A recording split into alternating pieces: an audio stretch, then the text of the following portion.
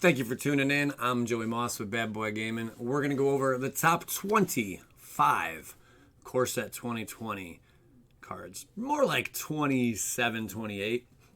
This is going in order from least valuable to most valuable. I obtained my price points and all that, and also give a bit of information on some of the cards and also my opinion. But I got most of the information from TCG Player as far as the price goes. It is the market value, and you can expect this to go up or down. Most likely, the majority of these card prices will tick down a bit over the next week or two. On with the show. So first up, we got Elvis Reclaimer. Elvis Reclaimer. It's a one-drop. $3.01. This is, out of the 28 cards, I mean, this is not bad. For being a low right now at $3.01. There was times I've started these where the lowest value right after spoiler season was like $2, $1.85.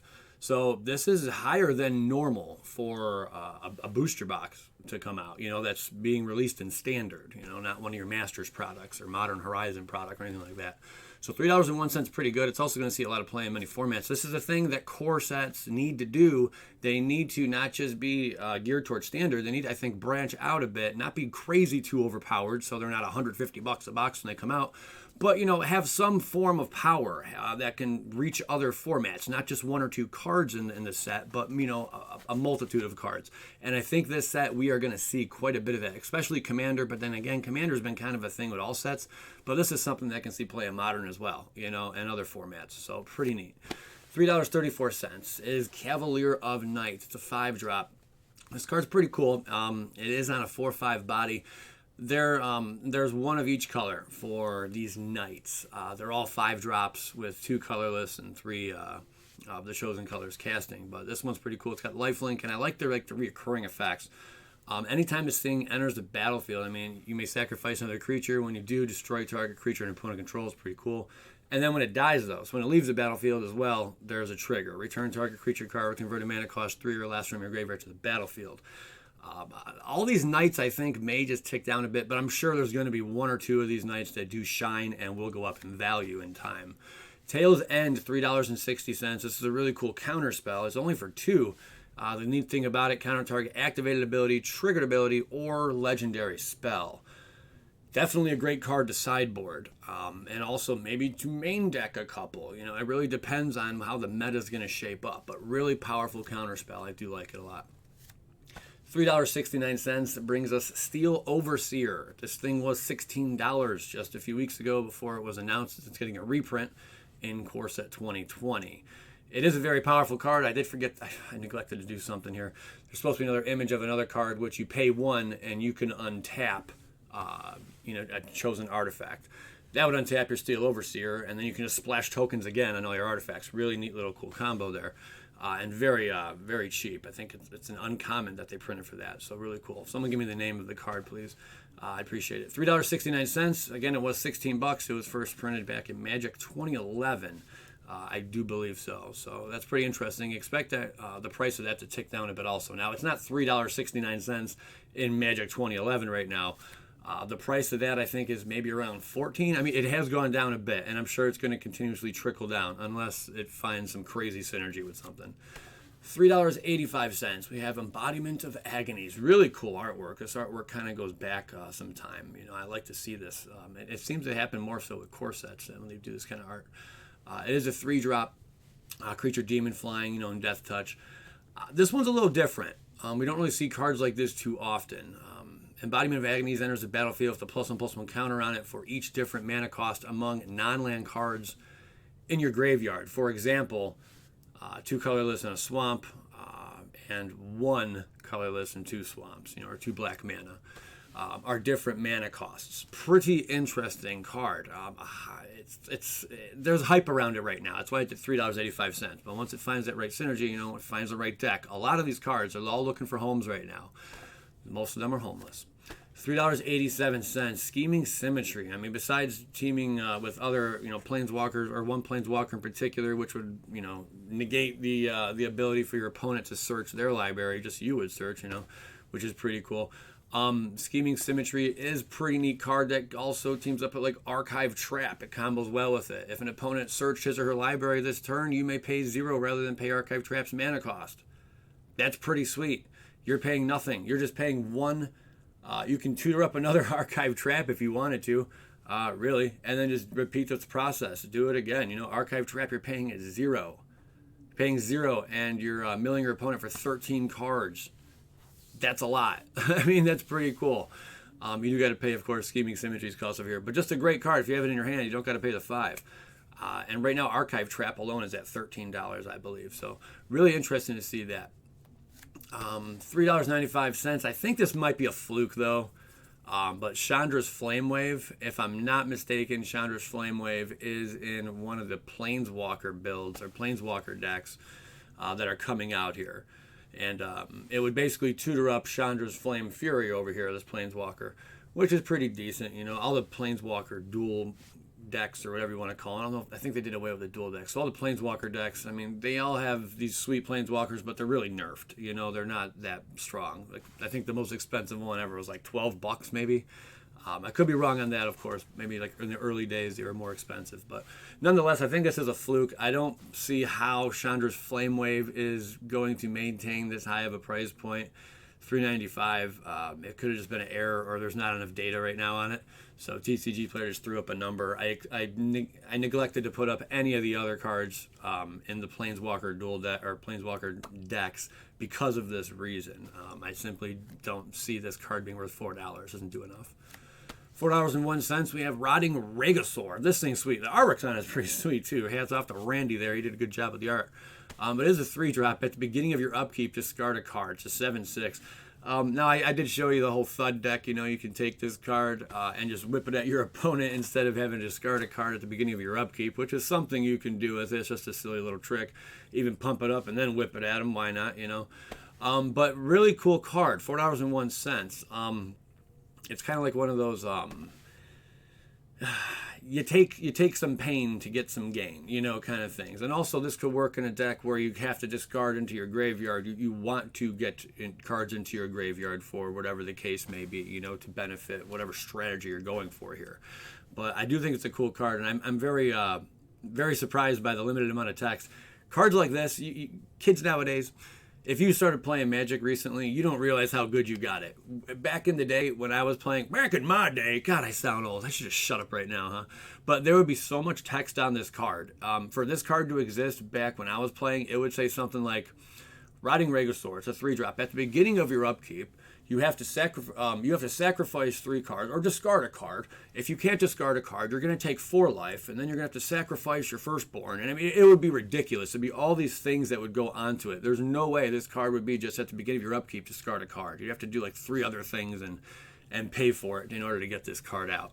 But really, really cool. It's at $4.01. It's hard to say where this card's going to go, but I think it may go up.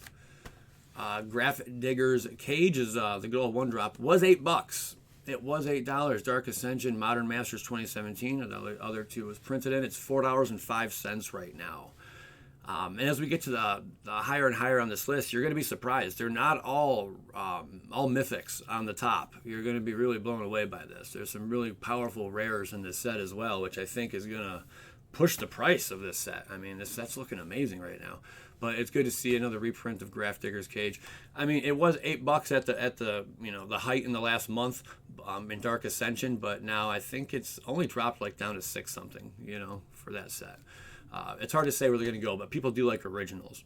This is a really, really neat card. It is brought back. It's $5.05 right now for just 2 white mana. It's an instant. Choose up to 2 target permanent cards in your graveyard that were put there from the battlefield this turn. Return them to the battlefield tapped. That is really cool. So with the new card, the newest board wipe right now would be Planar Cleansing. Destroy all non-land permanents. I mean, you're destroying everyone's permanents, including your own. But let's say you had enough mana for some crazy reason. You have 2 extra mana sitting around. Boom! Instant. Choose up to 2 target permanent cards in your graveyard that are put there from battlefield this turn. Return them tapped to the battlefield. That is cool. So you're board wiping your opponent and then getting 2 cards back. I mean, there's other tricks you could do with this card, of course. Cleansing Nova's another card's a little cheaper, 1 less, you know. So if you had 7 mana total and you're able to pull something off, you know, like this, pretty cool. Maybe like in a ramp build. I don't know, something, but it's something to consider. Pretty cool. Brought back, we'll see some play. Cavalier of Thorns, another one of these horsies here. It's a 5-drop. This one is a little more impressive than the last, I think. When Cavalier of Thorns enters the battlefield, reveal the top 5 cards of your library, and you can put a land card from among them onto the battlefield and the rest into your graveyard. Kind of cool. Cavalier of Thorns dies, you may exile it. If you do, put another target card from your graveyard on top of your library. Kind of cool, some neat little tricks there. It's on a 5/6 body. $5, 25 cents. Mythic, you can get a copy. Leyline of Anticipation. It's a 4-drop reprint. It was $20 just about a week ago, and you can now pick up a copy for only $5.45. Core 2020, of course. To get the original copy of this, I think it's still floating around like 12 to 16. I mean, they will slowly come down, but not all the way to $5.45. I highly doubt we're going to see the original Leyline dive that much. People do like original copies of cards. Cavalier of Dawn. 5-drop Elemental Knights, another one of these night creatures. $5.87 right now. It's on a 4/6 body. Kind of interesting. They didn't make them all the same, like all 5/6 or whatever. You know, this one's a 4/6, for example.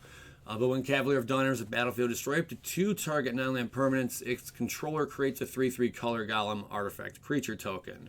And then when it dies, return target artifact or enchantment card from your graveyard to your hand. I think it's pretty cool. If you can continuously bounce this card, you know, and there's ways to, you know, create like an infinite combo just to continuously bounce a card back out of the battlefield. That would be funny to do with something like this. Sure, you're going to make your opponent have a really, really large army of golems over there, but you can also at least board wipe anything that's really strong that he has. You know, not board wipe, but, you know, remove anything very powerful he has. Pretty interesting card. I'm curious to see what it does. Another Cavalier of Flame. This one had the most hype around it amongst all of the elemental knight creatures here, not tokens. And I think the best part about it is it's not legendary.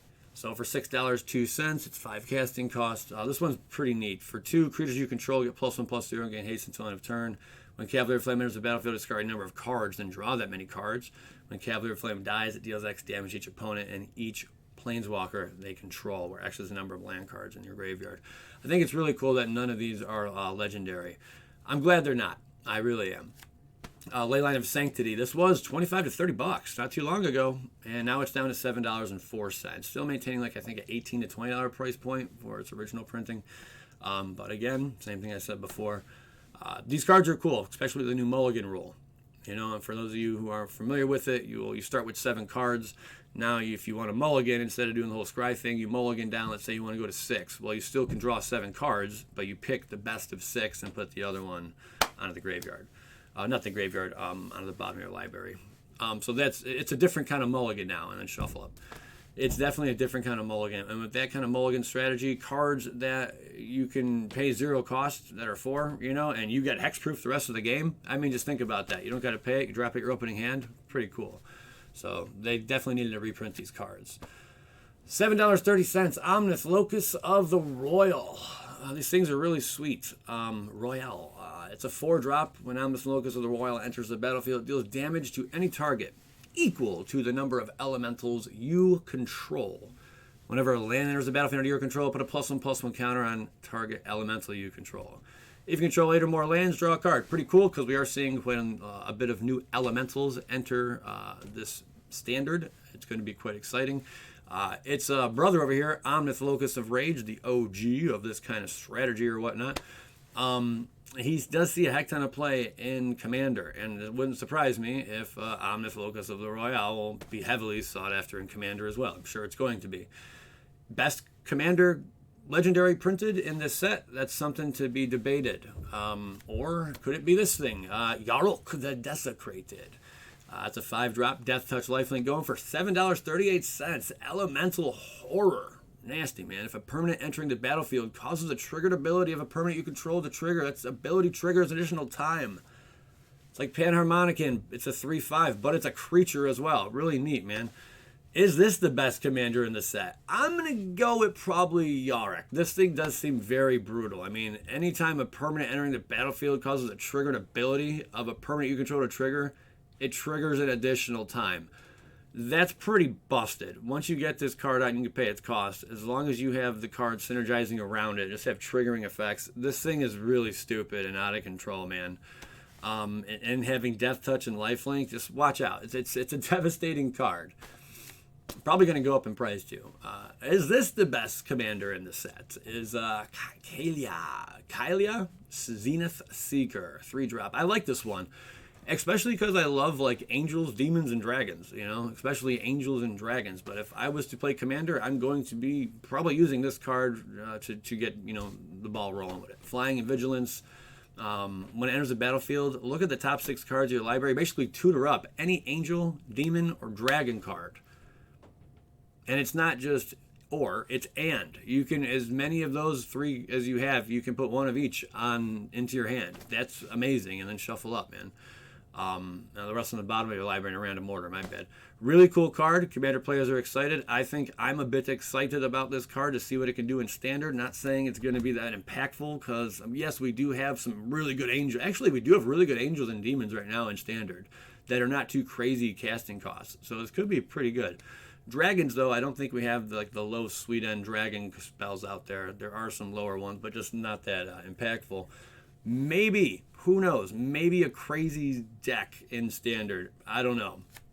Competitive's going to be tough. Or is this the best commander card right now? It's a 3-drop. I like this card the most also. I like the artwork on it too. Legendary spells you cast cost 1 less to cast. Exile 2 non-legendary cards from your graveyard. Until end of turn, each legendary card in your graveyard gains. You may play this card from your graveyard. Yes, you still have to pay the casting cost. I was terribly wrong about that. But yeah, definitely got to pay the casting cost on it. But the fact that it reduces spells is freaking amazing. Also, that you can play a legendary card is awesome as well. And there's a lot of tips or little tricks that can go along with this card. $8.90, probably a fair price. It's on a 3/4 body. We're going to see what it's capable of doing. A lot of things are about to take place, man. We're going to see a crazy, crazy core set 2020. The Standard's going to be nutty. $9.18. Kaikar Wins Fury. Did you know? Kakar is also the sound this card makes. I know. Say it with me. Kakar! Right, I know. It's insane that they would do that, but Wizards is full of tricks. The Raging Gale fans, the Flames of Righteous Wrath.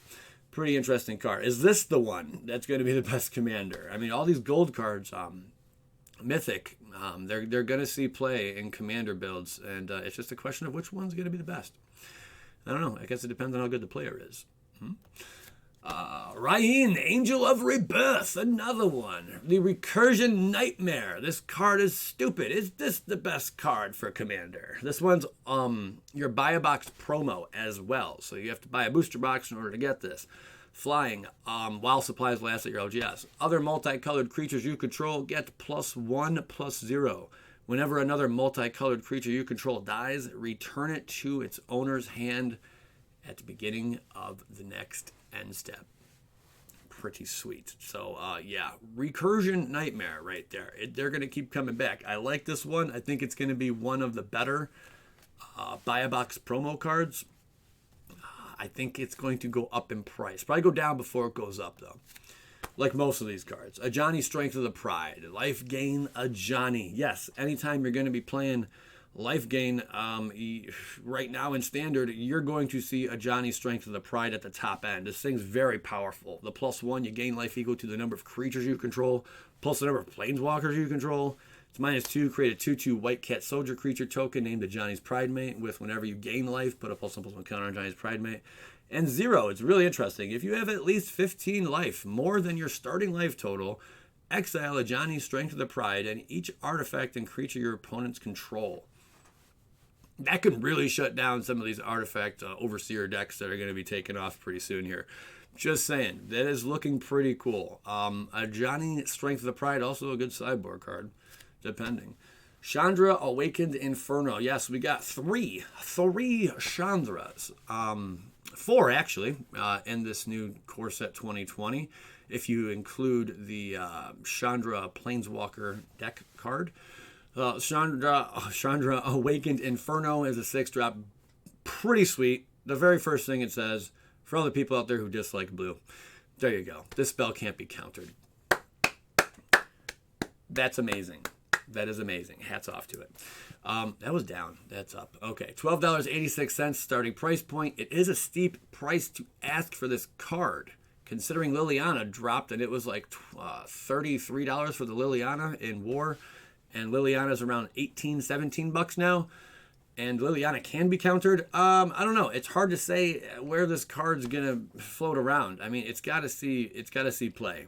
If it's not seeing play, it's just gonna go to crap, man. That's just what's gonna happen. And for red to get 6 out, usually red wants to win a bit quicker than that. So red would have to have a different kind of strategy, in my opinion, in order for them to be successful with this.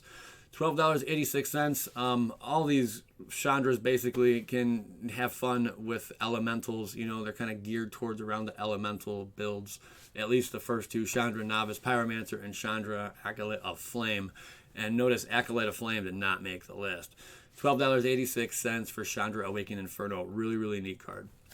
$13.62. Sauron Imperious Bloodlord. I said when this thing first hits, it'd be like around $20 card easily.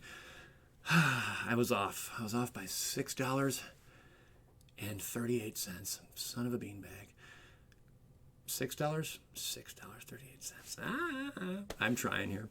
All right. Really cool card nonetheless, though. Target creature you control gains death, touch, and life against one of turn. If it's a vampire, put a +1/+1 counter on it. But also, the +1, you may sacrifice a vampire. When you do, Sauron Imperious Bloodlord deals 3 damage on any target. You gain 3 life. The kicker. The big one. The huge one. You may put a vampire creature card from your hand onto the battlefield. Oof, that is monstrous. And you could do it the very first time this thing hits. I mean, I talked about it before. This thing's kind of a busted card. It really is. Just get the biggest, baddest vampires out there and just play them for free. Just drop it. You know, you can do it as early as turn 2 in the right build. That's nuts. Have fun with it. I do expect this card to go up in price. Mu Yan Ling Sky Dancer, 3-drop. Yes, we see her. We got a taste of her, or like a, you know, and some flavor here and there, and also War of the Spark, you know, story. But she's probably the one Planeswalker most likely to be a reoccurring character. We're gonna see more of Mu Yan Ling Sky Dancer. This might be her first entry into, you know, coming. Well, I think we've seen Mu Yan Ling before, maybe. Heard of her, all types of things, mentions and whatnot. But I think this may be her first like real appearance, you know, in a set and moving forward. I don't think they wanted to introduce her in War of the Spark because she would have been nerfed, you know. So now she has some pretty strong abilities. $14.37. Hard to say where this is going to go. It's a pretty decent card. That Ultimate's nuts. You get an emblem with islands you control, have tap, draw a card. Well, if you have like 6 or 8 islands out, well, that's a lot of card draw right there if you have nothing else to do. Pretty nutty. Pretty nutty card. Vivian, Arcbow Ranger. I don't know why, but I see this card going down. It is a 4-drop, which is really good. 4 loyalty. Distribute 2 +1/+1 counters among up to 2 target creatures. They gain trample until end of turn. That's not bad to begin with. -3, target creature you control deals damage equal to its power to target creature or planeswalker. That is good. I like that it says planeswalker on the card. And it's -5. You may choose a creature card you own from outside the game, reveal it, and put it into your hand. Wishes. This is like a wish list, baby. This is not the first time we've seen something like this. We've seen it before, but on a planeswalker, it's pretty nutty.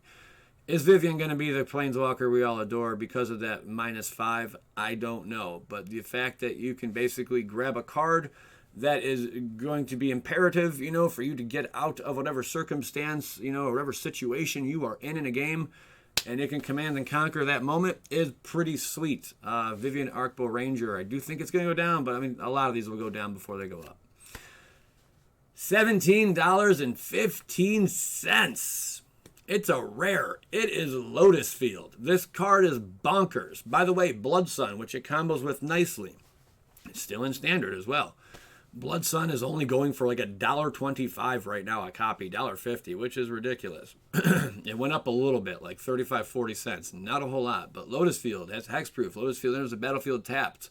When Lotus Field enters the battlefield, sacrifice 2 lands. Or if you have Blood Sun out, you don't sacrifice any lands. It still comes in tap though. But tap it, add 3 mana of any one color. That is nutty. How does that work? I'm not sure. When Blood Sun enters the battlefield, draw a card. All lands lose all abilities except mana abilities. So would it, and it would come in untapped, am I correct? I believe it would. I could be mistaken, because isn't that an ability? I'm not sure. Somebody let me know in the comment section. That's a good one. I really don't know. Very interested. It's going to be a really good card. It's going to see a heck ton of play. Leyline of the Void was $55. Oh my God, did this thing need a reprint? And it got one. It appeared in Gil Pact and Magic 2011. $17.41. Right now, you can still pick up copies from, I think, Guild Packs at about 38. Magic 2011, I think, is 42, or it could be vice versa. But it has gone down a little bit. I expect those to continuously go down. How far down, I don't know. I'm not a mathematician, scientist, book whiz, archaeologist. I don't know.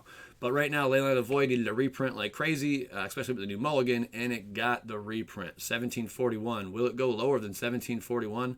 Probably down to about 14, 13 bucks, my guess. And then it's going to start its, ascent up again. These are all the spoilers. I hope you guys really enjoyed this video. These ones are a little more time consuming, but I think these are the videos I enjoy putting together more than any other video I do. More than box openings, more than anything. I think I enjoy working on these videos over the other ones. Expect an update video right around pre-release weekend.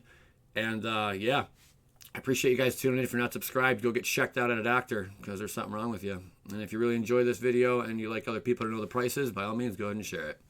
If not, oh well, go skadoosh yourself. We'll see you.